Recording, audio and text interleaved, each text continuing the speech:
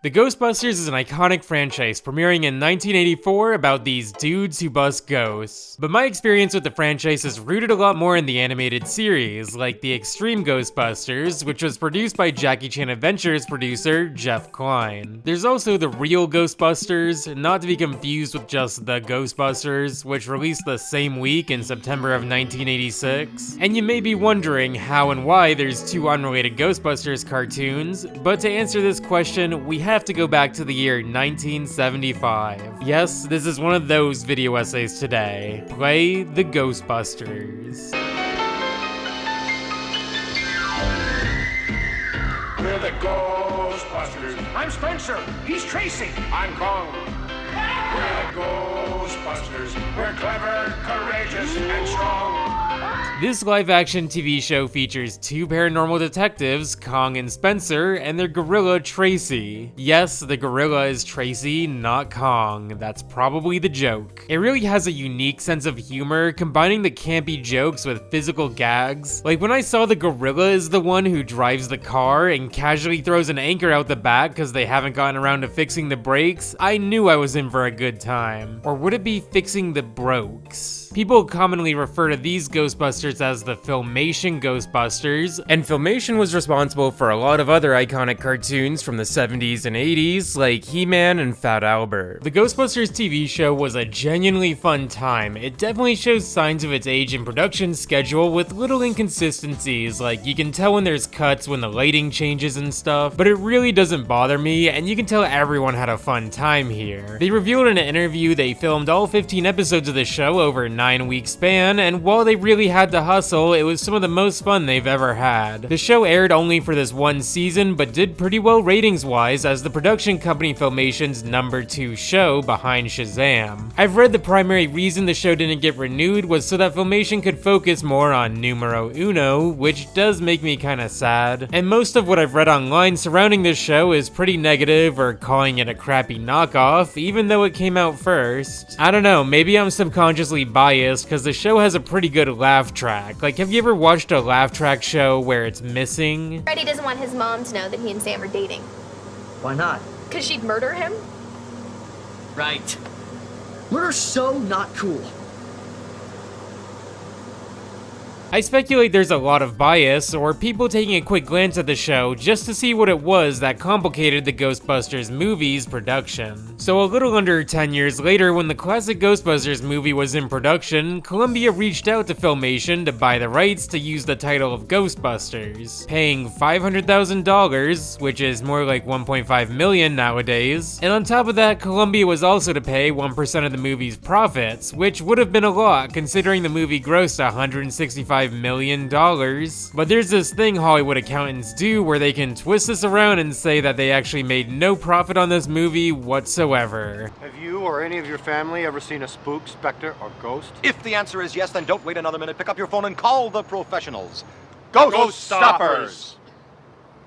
While they filmed other names just in case, like the Ghost Stoppers, they reached a point in production where going back and changing the title just would have been more trouble than it's worth. Like, they already filmed the scene of the crowd chanting Ghostbusters. After the huge success of the movie, Filmation reached out to Columbia and said, hey, we make cartoons. How about we make a cartoon off that movie we gave you the title for? But Columbia said, nah, we're already going with Deke. You know, Deke. And Filmation did what anyone would do in this situation and just made their own cartoon with the same title to cash in off the movie's success, airing the same week. That's right, Ghostbusters, commonly referred to as Filmation's Ghostbusters, aired September 8th, 1986, whereas the real Ghostbusters aired September 13th. The real in the title is really funny, like implying the existence of a fake Ghostbusters. Like, hey, you know that show you watched all week? This is the real one. You've been duped. At least these two had the courtesy to not air on the same days, like Filmation's show aired new episodes Monday through Friday, and Saturday was for the quote-unquote real one. I really do wonder how many kids out there watched 5 episodes of Filmation's Ghostbusters only to see the real Ghostbusters on day 6. Like, can you imagine the confusion? Filmation's show actually follows the sons of the Ghostbusters, which makes a lot more sense from a cartoon demographic perspective, but also makes this show Ghostbusters Shippuden in a sense. We see the kids are even clumsier than their dads, struggling to use the ghost-busting equipment in this haunted mineshaft, but all of a sudden, this musical, time-traveling space ghost villain, Primeval, shows up, and they all trap him in a vault where he's locked away for 100 years. When he finally gets freed by this pink bat thing, his first order of business is to go back in time and get revenge on the Ghostbusters, which is really funny, cause like,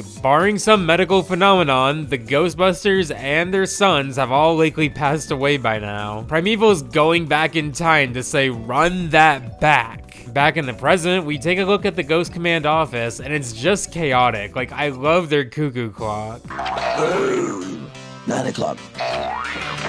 But I don't understand why you'd have a sentient phone that tells everyone they're not home, even when they are, or a TV that's too tired to function. This TV is actually useful though, because it can look into the future, where we see Primeval has kidnapped the dads and assembled a league of villains who all take the time to introduce themselves for an information overload. Young scarecrow, sailor of the seven galaxies. Sir Lancelot, a bad night.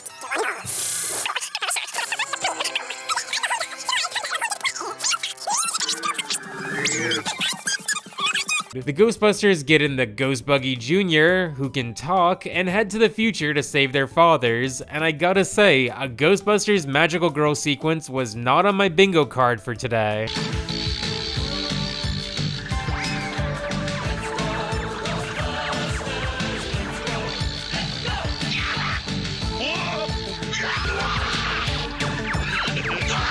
This is where we meet the time-traveling future Ghostbuster Futura, rounding out this wacky ensemble who goes through distinct times and locations throughout the past and future to bust ghosts and save their dad. Maybe that makes this like a Scooby-Doo clone in a sense, but one of the most unique things this show's got going for it is that it actually has a continuous story that keeps context from one episode to the next. You could argue it's still pretty episodic, but the way they stagger this pacing is kind of funny, where it feels like the first 6 minutes of every episode's wrapping up last episode's conclusion, and then the rest of the episode is acts 1 and 2 of the next story. There is some ongoing things like this stone tablet they use to track down their dads, but a format like this only really works here on TV because they were airing a new episode every day Monday through Friday. Like, I was shocked to see this show aired 65 episodes, airing a new episode every weekday for 13 weeks straight. Overall, it's not a very entertaining show for me, and encapsulates a lot of the more generic and negative qualities and quantities people associate with 80s cartoons. So while I'd still recommend the live action show, I definitely prefer the real Ghostbusters for the cartoon. Now, the real Ghostbusters follows the actual characters from the movies somewhat closely. I mean, they gave Egon a blonde pompadour, like he looks like he's from JoJo or something, but it would probably be a bit more tough to make 3 distinct white guys with short brown hair, especially with the extreme focus on toys and merch of the 80s. Speaking of anime, the real Ghostbusters, along with several other cartoons, were outsourced in the 80s to Toei Animation, aka the Japanese animation studio behind One Piece, Dragon Ball, and Sailor Moon, aka the studio with the funny cat logo. So if you ever thought a cartoon like Dennis the Menace looked oddly anime, you're not crazy. Well, you probably are, but you'd be correct. The first episode starts in a haunted chocolate factory with chocolate flying everywhere, and Slimer, the green ghost pet, eating anything that flies his way. Now, I have to come clean and admit, I hadn't watched Ghostbusters before watching this episode. As crazy as it sounds, I just really never caught it, and at this point, I wanted to see what it'd be like to watch this show as someone unfamiliar with the movie. There's gotta be like at least 7 people out there who've watched the cartoon without seeing the movie first. At this point, I didn't know if Slimer was a friend or foe, but what really distracted me was how recognizable these voice actors are. Ray and Slimer are voiced by Frank Welker, and while Slimer sounds pretty unique,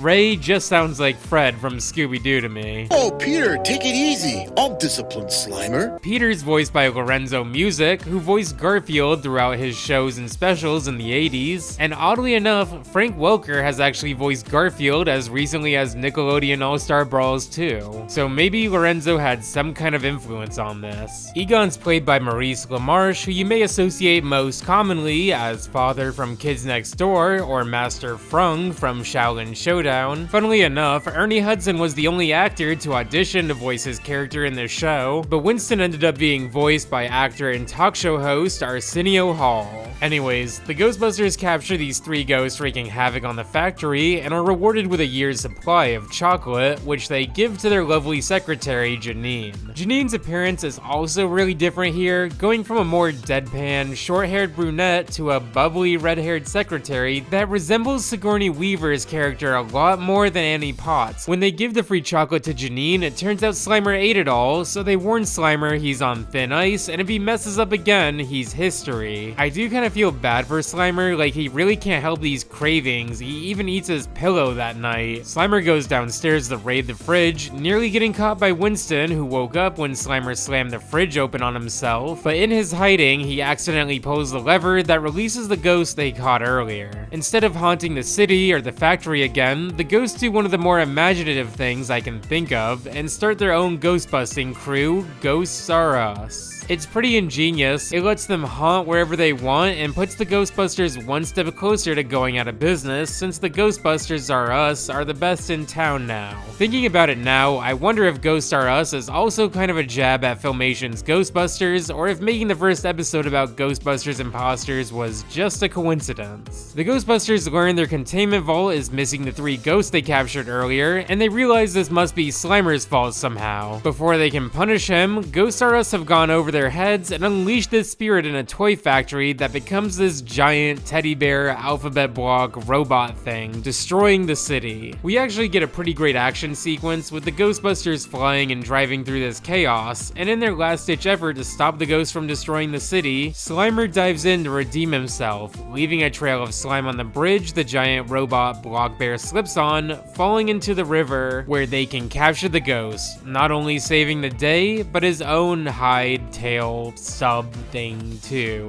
It changed a lot throughout the show, but we'll get to that. Slimer, I hate to say it, but you look marvelous.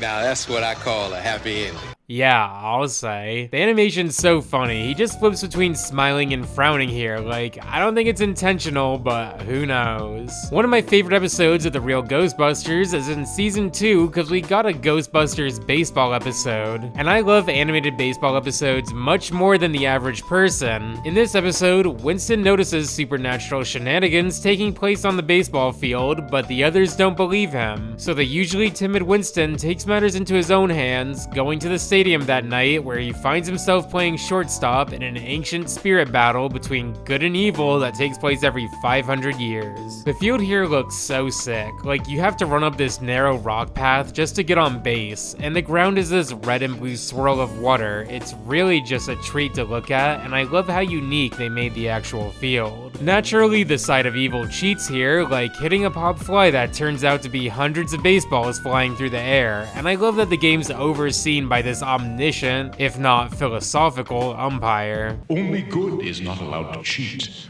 If good adopts the ways of evil, it becomes evil. So if good cheats, evil automatically wins. Got it?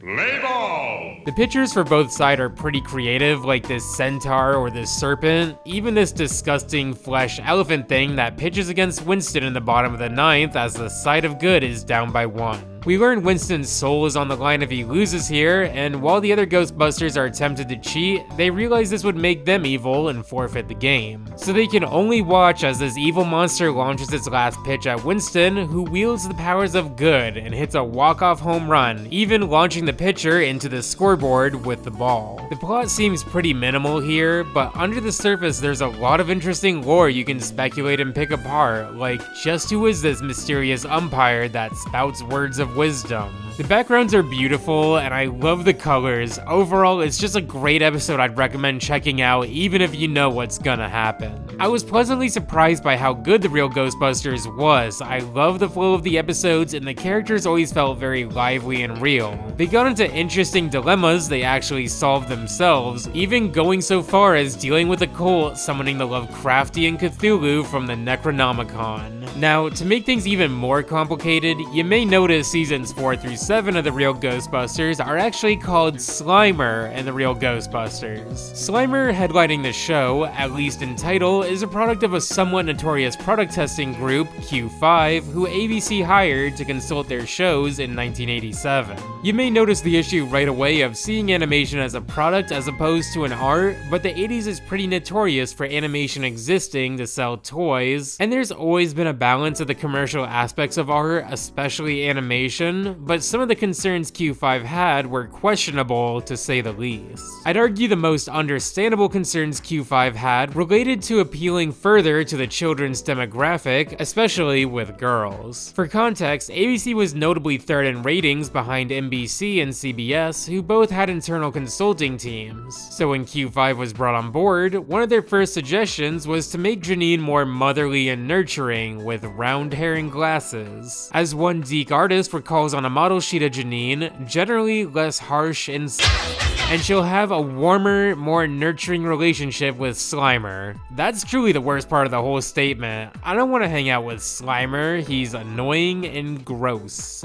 President of Q5 at the time, Michael Hines, says, "It was not done on anyone's gut feeling about what's creative and what's not creative, or what's sexist and what's not sexist. It's back to how we can involve more girls when we have primarily men characters. The female was not working for the female target, and we're sorry she's not the way she was originally designed, but she's not." I think the most interesting part of this whole statement is that it's pretty sound logic when you think about it. Why would kids watch a show about 4 grown men in jumpsuits running around with vacuum cleaners? But animation as a whole is pretty illogical, right? Like, why do kids relate to a talking sponge? I guess cause it's funny, you know? Ghostbusters works so well because of the fusion of these genres across demographics, and anything they did to take away from these characters, like implementing the Junior Ghostbusters or Slimer, takes away from the brand recognition this show was modeled around in the first place. There was even a Slimer spin-off cartoon, which I really struggled trying to get into. It's really fast-paced, and every episode I saw had to do with Slimer getting into some kind of chaotic situation with pets for some reason. Story editor and writer J. Michael Straczynski was really against the majority of these changes and requests by Q5. He left the production but came back in season 6, where he wrote arguably the most meta episode of the whole production, Janine, You've Changed. Now when I heard this episode address Janine's changed appearance, I thought they'd finally realize she wasn't a woman with red hair like this, but it actually more so refers to her change in glasses and hairstyle. Janine's change in appearance is caused by this ghost that acts as a fairy godmother that grants Janine beauty at the cost of her soul being taken over. There's really a profound meaning and sadness to this episode, with Janine wanting to be beautiful so that others notice her, especially Egon. We see Janine trying to look beautiful for the male gaze in order to be noticed, like we even see her transforming into the iconic Marilyn Monroe pose, and the episode really makes me feel for her, cause this poor woman's being poked and prodded into a design that'll appeal not just to the Ghostbusters, but real boys and girls, all because of the fairy godmother that probably means well, but is pretty out of touch. It wouldn't be until the mid-90s where we really saw networks give the keys to animators and directors, with Cartoon Network launching in October of 1992, with some of my favorite shows of all time running with a lot less corporate feedback, like the Powerpuff Girls and Dexter's Lab, which brings us to today's last stop from 1997, Extreme Ghostbusters. Extreme Ghostbusters was created to bring the Ghostbusters franchise into the 90s, with significant staff on the production going on to create other fan favorites on this channel, like Jackie Chan Adventures and the Men in Black animated series, so check out those videos after this. The show's really fun, with the characters constantly quipping at each other, and choosing to make the cast college students was a decision I felt made the show accessible to fans of any age and level of familiarity with the series. Also, going from the real Ghostbusters to the Extreme Ghostbusters is a pretty logical progression. The first episode starts with a shot of New York that my monkey monkey brain pattern recognizes as the same one used a couple months later as the opening shot of the Men in Black series. That night, these construction workers accidentally disturb the spirit of this Medusa-like ghost, and then we cut to the theme song.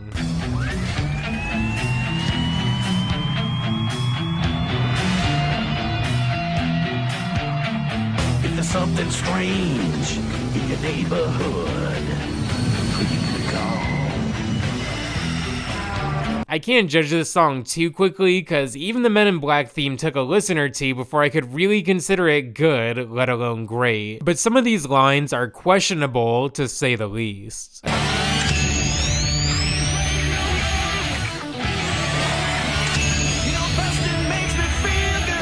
Aside from that, it has interesting raspy vocals, giving it a unique, timeless feel. We meet our main cast of characters: the cynical slacker Eduardo, the kinda creepy outcast Kylie, the studious Roland, and the jock Garrett. This is a really diverse cast, which is really cool. Like, having the jock character be in a wheelchair is such a unique decision you don't see too often on shows. Maybe Family Guy? And if you don't think the jock could be in a wheelchair, you're disrespecting the GOAT Kenny Kawaguchi. I'm just saying. The attention to detail with Garrett and his wheelchair is pretty amazing. Loading and unloading this wheelchair from the trunk, or making him slow when he tries to wheel through grass. These characters are the only students in a class being led by Egon, the brains behind the original Ghostbusters, who has more of a blonde ponytail here as opposed to a pompadour. It makes sense with his older age, but he still looks pretty bizarre to me. We see Janine's also a student here, continuing her education, and we even bring back Slimer, who has a lot more human-like anatomy here. Egon shows the students the old firehouse, where they see the news about this ghost terrorizing the city, and Egon heads to the site, warning the mayor that this is all because of ghosts. It's pretty cool to see the skepticism from the mayor, saying ghosts were never real and the Ghostbusters are scammers. It kinda gives them this plucky underdog feel, while still keeping in mind that the movie takes place a decade after the original. That night, Kylie tries to summon the spirit of her great-grandmother with a ghost beacon she stole from Egon, but ends up summoning this spirit, Akira, instead. This disease-spreading, shape-shifting ghost who goes on to steal her body infects the city, including Egon, with these green warts, so Egon's left with no choice but to let this new generation try to save the day as the Extreme Ghostbusters. The equipment is falling apart and the Ecto-1 is in terrible shape. If it's got an engine, I can fix it. If it's got wiring, I can reconfigure it. And if it's got a nougat center, he can eat it. I thought he was gonna say he has wheels. You know, when you go back and watch something from at least 20 to 30 years ago and they just say something crazy, I was bracing for impact, I'll admit. They encounter the possessed Kylie, who admits her love for Eduardo, leading to the craziest line of the whole series. Back off, Eduardo! Why? She's legal. She's a ghost! Don't get me wrong, this is a good thing. It just gives me whiplash to hear "don't worry, she's legal" in a cartoon. The Ghostbusters are hesitant to zap the ghost, fearing they might kill Kylie as well, but decide to take the risk rather quickly, which fortunately gets Kylie back on the team as they prepare for a final showdown against this Mesopotamian ghost. Egon still has his doubts about the mission, and I think the coolest thing about this episode is the encouragement from Janine, who, as we know, has a close relationship with Egon, but when she says she's never heard him say something was impossible before, it makes me speculate what went on in the decade between now and the last Ghostbusters to make him feel this way. These subtle changes with characters are really what make me love and appreciate future sequels like this. They confront Akira on the bridge like any good Ghostbusters pilot, and use this new invention to trap her. Egon and Janine wonder if they made it out of this alive, and then Hercules runs across the screen in 4 pixels of glory. This is really the only version of this episode I could find. Fortunately, the Ghostbusters make it out okay and bring the ghost container back to the firehouse, and everyone's green warts have cleared up, so all's well that ends well. Overall, it's a pretty cool pilot. It doesn't have the action of Jackie Chan Adventures or the technology and plot twists of Men in Black, but I love this cast, and it'll be cool to see how the plot and action evolve. We now return to the real Ghostbusters. I really liked the third episode of Extreme Ghostbusters that starts with these two guys spray painting a synagogue and getting encased in clay by this golem-like ghost. This is a pretty creative spirit for the episode since golems have their roots in Jewish folklore, as this episode revolves around bigotry. Garrett bumps into some old jock friends of his who rub Roland the wrong way when he tries to shake their hands, and they just leave him hanging. I thought the joke was more so that this is kind of a dorky gesture to do on the basketball court, but Roland thinks these guys are racist. I think the diversity of this cast is really highlighted in an episode that deals with multiple prejudices between Roland's concern these guys might be racist to this golem defending the desecration of a synagogue, and we learn the two guys currently hospitalized for this golem incident are also a part of this old friend group. Garrett objects to the vandalism, but is just thrown out of his wheelchair as the others awaken the golem. The Ghostbusters show up where we learn this spirit was created by this student to protect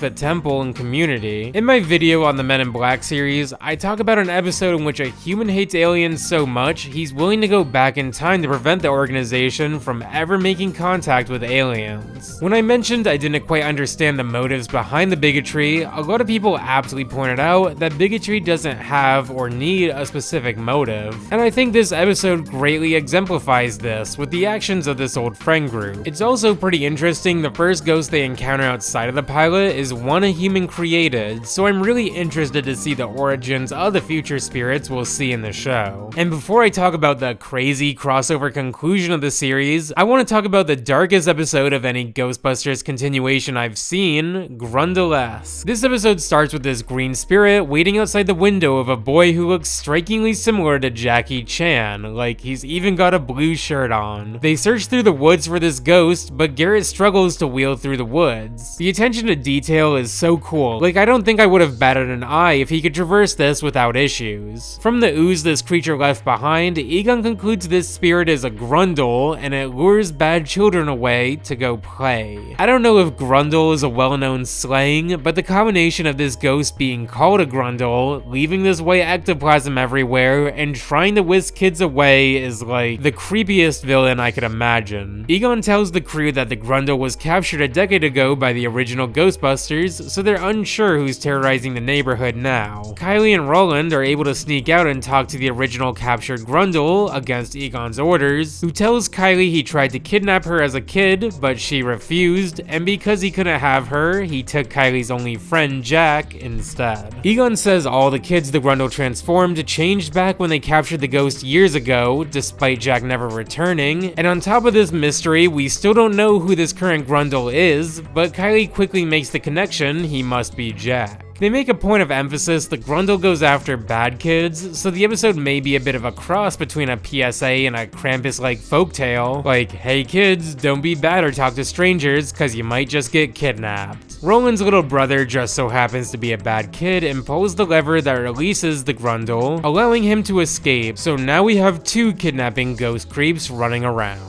They speculate where these grundles will strike first, ultimately coming to the conclusion they'll go after Roland's misbehaving brother, but every line in this scene sounds so awful out of context. No, I'd go after a willing child.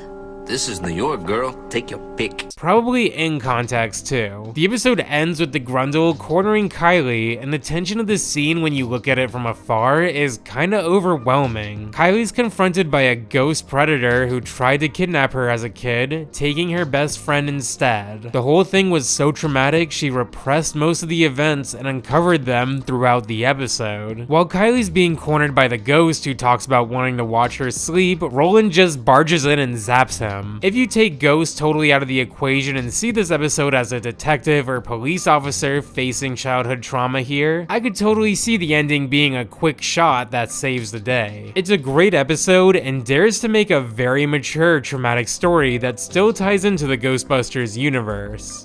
Kylie? Jack!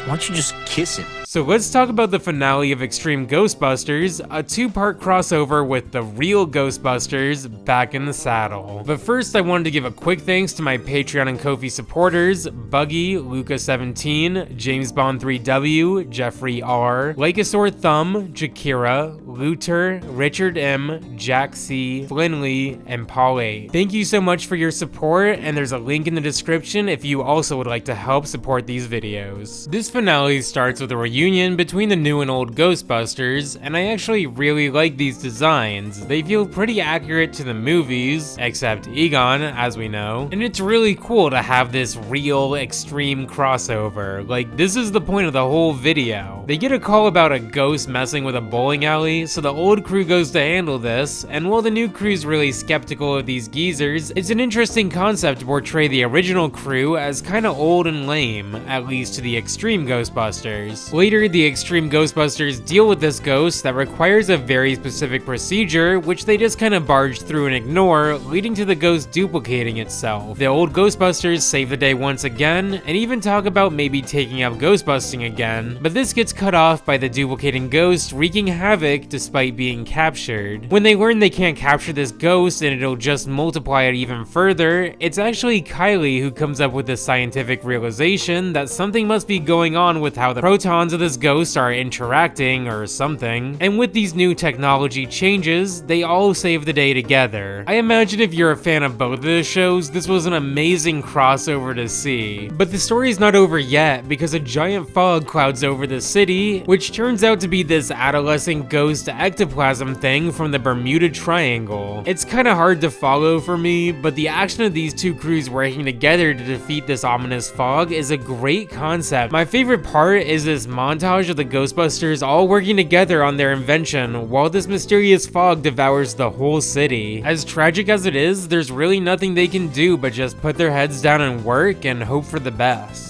The ghost fog thing even devours the Twin Towers, so add this episode to the list of cartoons that have something happen to the Twin Towers. Fortunately, their new invention saves the day, and all the buildings and people return, which is either the best or worst time for Hercules to run across the screen. Like, was he taken too? It's genuinely a great action scene befitting for a series conclusion, and we even end the episode with the whole crew celebrating Thanksgiving together. Naturally, Slimer ends up eating most of the food, so they all throw what little food they have left at Slimer, and he just eats that too, rewarding him for his gluttony. You know, I don't even think any of them really like Slimer, but it's nice they keep him around, I guess. So hopefully the history of the Ghostbusters cartoons is a little less complicated now, and if not, I hope you at least had a fun time. While I started working on this video just to talk about Extreme Ghostbusters after the Men in Black series, I didn't expect to go down a rabbit hole of all these Ghostbusters cartoons, including a show predating the Ghostbusters movie with the same name. Thanks for watching, and I'll talk to you next week. Alright, bye!